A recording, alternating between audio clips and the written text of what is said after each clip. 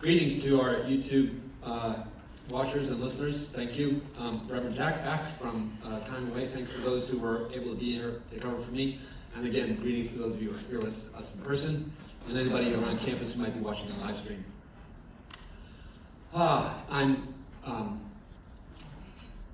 wanting to share that one of the things I've learned to watch for in myself and in other people through my journey of recovery and chaplaincy is eye contact.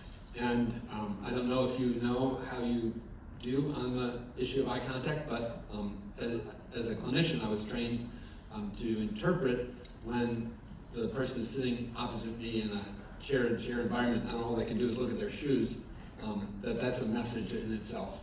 And it's fascinating when you have somebody who can count bugs on the floor, to invite them to see if they can risk eye contact, and you can feel the intimacy and intensity increase in that struggle. And I'm always so moved by how hard that is for some people, and yet when I invite them to do it, I would say 8 out of 10 times the client that I'm working with will gutsily, stick in there and stay. And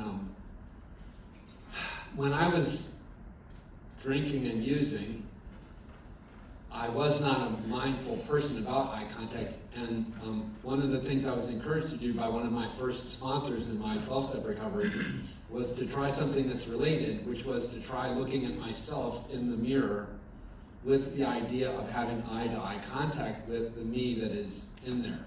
And it's an interesting exercise. If you haven't done it, I would encourage you to try it, because it's become a thing for me. And I had a specific assignment, which was the sort of Gary Smalley thing. I was supposed to stand there naked in front of the mirror, look myself in the eye, and say, I love myself, I like myself, and I am enough. What is the Gary Smalley? I'm good enough, I'm smart enough, and gosh darn it, people like me. But I'm not recommending the second affirmation. But it turned out, and the nakedness may not be a specific requirement, but there was a reason why my sponsor wanted me to risk that kind of vulnerability with myself. And I think a lot of us have enough body image crap that you can take what you like and leave the rest. But I did it. I risked it, and I still have affirmations as part of my morning devotions, and including that one that I just shared that came from my dear sponsor, Tom, so many years ago. He now has passed away. And when I think about this exercise of looking at myself in the mirror, one of the very first things that I had the opportunity to work with people on that, and I have a big floor mirror in my office, one of these oval standing mirrors. It looks like, something that you should have, an apparition appear in. And sometimes, occasionally, I'll have a client stand in front of the mirror and try to engage themselves with that kind of intimate eye contact. And I think the question that I usually go to is, who am I? But in preparing for the message this week around the subject of acceptance, what I realize is that's not really the question I have in encouraging people to try this exercise. The real question that I'm wrestling with for myself and invite you to wrestle with is, how do I feel about the person that I'm seeing in there? And, that's it's a trickier thing. How do you feel about whatever the pronouns are that you use, this person that you encounter in the mirror, if you take time to be with the soulfulness of yourself in that kind of way? The topic in my series of topics today is the one-word acceptance, and I was completely oblivious to these kinds of deep subjects in my drinking and drug years. And so then when I came to Alcoholics Anonymous, shipwrecked on the shores of addiction, with liver enzymes causing the life insurance companies not to want to write a policy for me, and I could barely put a toothbrush safely in my mouth, and I was really sick with the illness. And the reason I came to rooms of recovery was I knew I needed to stop drinking, and I didn't know how. And so when I got to AA and they were like, yes, we can definitely help you, and I was like, phew. I thought I wasn't even really excited or grateful. I just was like, okay, let's give it a go. Because I was pretty sure misery was ahead since I was losing my, the fun of my life and the best coping. I thought how was I going to live without my go-to survival mechanism? And it turned out that was so short-sighted. I've had much more fun and become a different person along the way. But one of the first surprises along the way of all these different surprises is that I started to clear up. Was I was reading these 12 steps, and at first they seemed like the Snoopy teacher, and then I'm like, I remember one of the words that really threw me was moral. And I wasn't a person who's thought about morality, and that the God word was a really big obstacle for me. I identified as an atheist in my early recovery, but I could not understand what the heck that had to do with not drinking. What are these?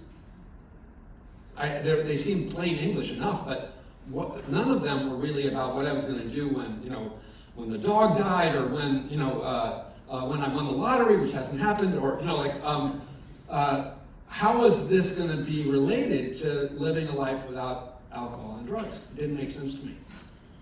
And so then I was encouraged to read the literature, and I got myself a copy of AA's Big Book. I was going to have a copy with me, but I don't have it in hand. But I know the text very well, and my guess is there are people who are listening who are all over the range. But the core literature of Alcoholics Anonymous is referred to by the community as the Big Book, and it's in its 4th edition, and it's held in a kind of very reverential light by the community, almost as if it were an instance of scripture or something. And people quote it, on page 83 and on 87, 89, 66, 65. And I'm as guilty of that as the next person. There was a habit that people had in the AA rooms of talking about, in my day, this goes way back 34 years, page 449.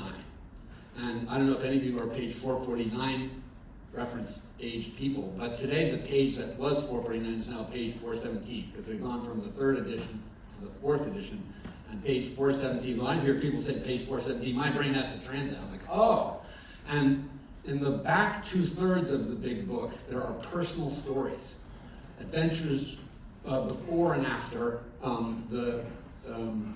think it's funny they call them adventures, but these personal stories are a way for people to make connections with other people who have gotten into recovery through the literature, as is, to me, one of the essential purposes of meetings, is to meet other people who are in the struggle with you and who are finding their way.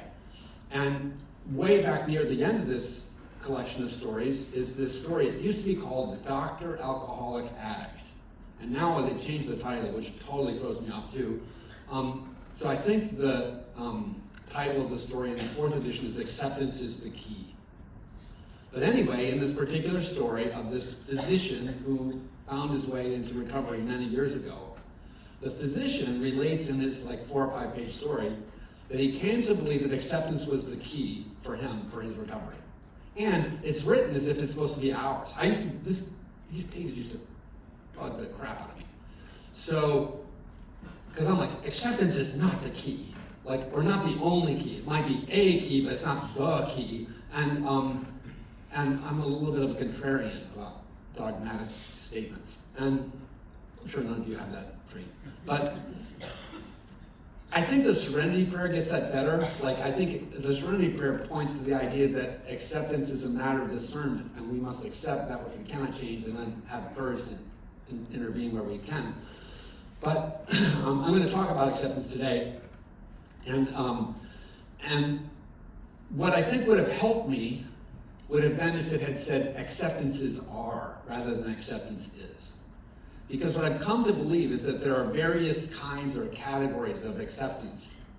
And that if I can enlarge the term, I can start realizing that each of these various kinds of acceptance could be really important for me staying sober. And so I want to talk about 3 different categories of acceptances, and and as a side comment, I think this is one of the problems of language itself, is that language itself tempts us to make things binary and absolute that are fuzzy. So if I name something with a term, you start to think it's a rigorous thing, and then I want to know what its opposite is, so then there's a this or a that. And I that's probably true for, electrons and protons, but it's not necessarily true for very subjective matters, like do you love me or you hate me? Like and characters in stories. When I was growing up, I learned these stories of, and maybe we still teach kids these stories, but where there were really idealized characters. There was the good prince and there was the wicked stepmother, right? Poor stepmothers. If any of you are stepmothers, I'm sorry. But because in that, and today when you watch like Netflix or whatever, it's much more complicated. The narratives that we have are confronted, we find these, like serial murderers that are presented with compassionate, aspects, and which I think is more true. And actually, then when you go back and read like biblical stories, you find out in scriptural stories there are really complicated people, neither purely good nor purely bad. All right, I'm getting off track. So, 3 acceptances. The first acceptance that I think is one of the keys to successful long-term recovery has to do with addiction itself. And this would be the question of am I or am I not an addict, or is my loved one an addict or not?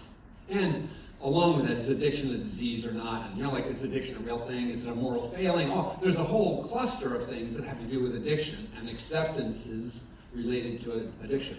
And I will say I'm super grateful. I think I'm very fortunate. By the time I'll use the metaphor again, shipwrecked on the shores of Alcoholics Anonymous, it was not a question for me. I didn't have to have a big debate, am I an alcoholic? I grew up in a family of alcoholics.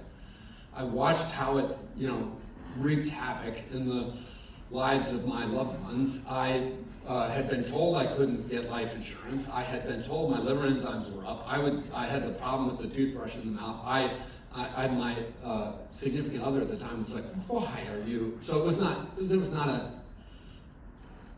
a matter of degree for me, but it is for a lot of our clients. People come here leveraged by an intervention or whatever, and they're like, I'm pretty sure I'm good, or the weed's not the problem, or, and this becomes a major issue, is why would I have to abstain from all these various things when shooting fentanyl is I'm a social crack user, really, so.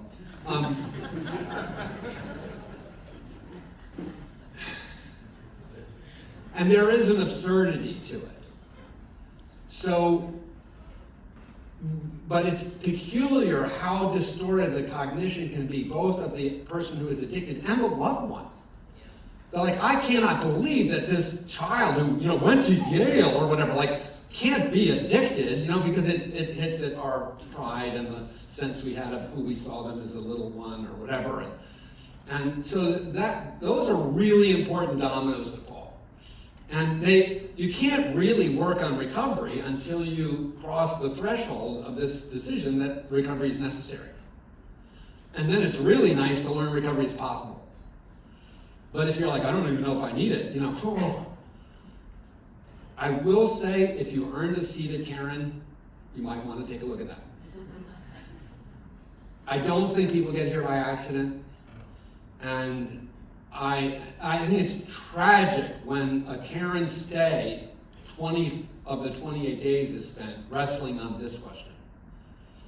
And all of a sudden on day 21, it's like, okay, I definitely need to be here. And in 7 days, can you deliver what my peer got in 28? So make the best of being here, if you can, by not arm wrestling over this very fundamental gate entry question. It's really helpful to make that move. A second category of acceptance has to do with the real world. And now I'm looking at the clock. I really need to not spend too much time on this. But I think, and this is where philosophy and Buddhism and a variety of wisdom traditions can help in tremendous measure. And it both is and isn't as clearly relevant to the matter of not drinking and not using. But it's like, at the end of the day, a Caron patient is taught to do this thing, MEPS. It's a mental, emotional, physical, and spiritual check-in. And what it occurred to me is I can do an MEPS for the world. Material, economic, political, and social. I'm just using the acronym, but the material, I'm talking about climate issues. Like, you can't, when I grew up, there was a creek in our yard, and we used to try and move the creek, and the creek would just move itself back, because there were too many things that influenced the way the creek went. In our short little intervention of it, we were powerless to sort of really redirect it. And it was kind of hilarious, it was like, oh, we got it where we wanted, and then this big storm would come and it'd just go right back. And I think we moved that creek 6 times over the course of the years that I lived there, and in none were we especially successful. So, economics, and I would say this is at the macro level, and at the larger than our individual sphere of control, and even in our own sphere of control. Like, you may be really good at budgeting and at managing the cash flows that you have in your life, and if you are, then you really know that you can just get totally thrown off by crap that happens that is, and then inflation and all this sort of stuff, and then politics. Like, I don't care if you like Trump or Biden, but like, you have to be oblivious not to be worried about where that scale is. And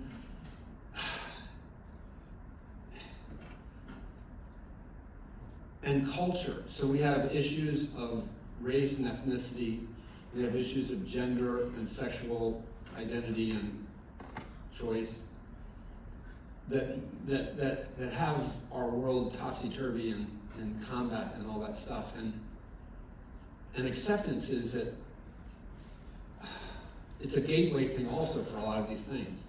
And the solutions I'm going to talk about for addiction recovery, I think, are to some extent embedded in the problems of the world. Because if we try to fix these things at a very large level, that might be delusional. I came across a blog post that somebody had quoted on their Facebook screen this week, and it touched me, because I'm one of these people. I do a lecture on hero's journey, and I'm going to have to re-examine how I do this lecture, because I've pitched addiction recovery as a heroic journey, and I think it absolutely is. But at the end of the journey, I want to sound the shofar. Anybody who knows today's Rosh Hashanah, today's a good day to sound the shofar, and invite everyone in the room to think that this is a quest, right? The recovery is a quest. Anyway, the blog post said a lot of people get the quest thing wrong, because they think that what embarking on a quest means is that you have to slay the dragon, you have to cross the river, you have to win the war, you have to become this, whatever, as if perfection is the objective in view. And that if you don't make it to the other side, if the drag isn't lying there dead, if whatever, then then too bad, so sad you didn't make it. But the blog poster said, what I think of as the people who are the real heroes in our day are people who get eaten by the dragon but live, who get flooded by the river and yet, find themselves washed up yet on another shore, and who try to fight again, right? This whole depiction of ourselves as having to be, the Prince Valiant or the whatever, is a toxic sort of responsibility in and of itself. And I'm just as guilty of being lured into it as a preacher and as a person in recovery as it's intrinsic in the narratives of our culture. Strive, achieve. What happened to loving ourselves as imperfect beings? What about self-compassion? What about, and I would never want to do that to the 5-year-old and 10-year-old granddaughters that are in my life. I don't want to set them up to think that they have to be, at the top of the class, and, the whole immigrant narrative of, we came over from some other country and you are going to be a doctor, lawyer, dentist, engineer, or what do you mean you want to play the violin or whatever for a career? It's fine to play it, but, you're not going to, this is very real. And it does impact what it means to be a person who ends up in addiction and needing recovery, I think, because sometimes the stresses of the world in which we live, as they're put on us and we put on others, are part of how could I have ever measured up to these standards are tight. I'm pretty sure my parents didn't do that to me, but somehow I took it in. I took it in from the narratives around me and the unbelievable attainments of other people I felt so short of. Today is the second day of Rosh Hashanah. It's a 2-day holiday, and it's a part of an 11-day sequence that in Judaism is called the High Holidays. And my guess is we don't have a lot of Jewish people in the room, although we sometimes have a good number in the room, but it's because it's a holiday. So, and they would not necessarily come to chapel for the holiday, but I don't know if you're Jewish, hey, Hoshana Tova, like Happy New Year. This is the sense of what Rosh Hashanah is. It's a new year. It's a new beginning. And I was reading up on it this week. In the Hebrew tradition, the divine divides human persons into 3 categories. So the righteous, they're those perfect people. The wicked, they're those awful people. And the in-betweeners, which is probably you and me. I was trying to think of my count of in human history. How many people would we put in as the purely righteous? Not a lot. Maybe Jesus, maybe Buddha, maybe maybe the prophet who is at the center of Islam. But the prophet at the center of Islam and the prophet at the center of Buddhism become perfect through these transformations after leading very material. And that probably should fairly be said of Jesus too. So, and how many are purely wicked, entirely and completely? I don't know, don't point at anybody, but I'm pretty sure this is an abstract teaching, and that the purpose of the teaching is to have all of us find ourselves in the middle. And so, in the 2 days of Rosh Hashanah, the new year begins, and in the next 8 to 10 days, we're invited into a period of repentance and prayer and reflection in the hope that God would write our names again in the book of life, that we would have a chance to make one more spin around the sun in grace and possibility.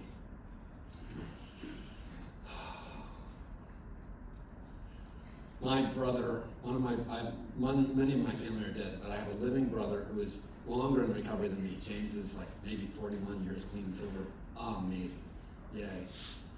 And one of the things I learned from James in my early recovery was a little metaphor he used to use. That, hey James, how you doing? He said, I'm good. I'm going to a meeting. I'm going to a meeting tomorrow, whatever. We were in that phase where we went to meetings all the time. Everything about our lives is about continuing our sobriety, which is very helpful in the early recovery. Let your life be totally focused on this, because otherwise you may lose it. And James used to say, I woke up this morning and I realized I had a quarter put in the jukebox. I didn't even know what a jukebox is, anyway. And he said, I'm going to put my head on the pillow tonight, and hopefully I will not have used, and tomorrow I get to put another quarter in the jukebox. Another phrase from the AA world is another bozo on the bus. That's my aspirations, to see myself as just another bozo on the bus. I don't have to be the greatest, I don't have to be the most perfect, I don't have to be the most wonderful, I don't have to be, yes, I'm standing up here in robes, and my attempts at feeble humor are trying to impress, but I'm not well yet. So, yeah, see, I've set myself up. Okay. When you look in the mirror, if you do it, if you take the homework assignment and you look in the mirror, not only would I encourage you to ask yourself, how do I feel about who I see? But this really powerful question: who can I manage to be realistically today? And can I make it through today without picking up? Can I do a kind gesture? Can I correct an untruth? Can I offer myself in love and presence? Because I believe the answers for all of this are that simple. I think that humility and a realistic assessment of what my sphere is really important and a key. Grandiosity is a trap. Perfectionism is a trap. Over expectation of myself or other people is a trap. Because I will disappoint and people will disappoint me. And yet my task is to live in reality and love. These are the acceptances, to accept that I'm an addict and I need recovery, that the world will continue to be as crazy as it is, I probably can't fix it on a very big level, and that I am responsible for who and how I am. And it's only in sobriety I have a chance to make better choices today, is what that is. In sobriety, I'm given choice back. I didn't have it when I was drinking, but I have a measure of it today. So, may we accept ourselves and one another as the imperfect beings we are, and have our names be written once again in the book of life. It's my prayer. Thanks. Thank you.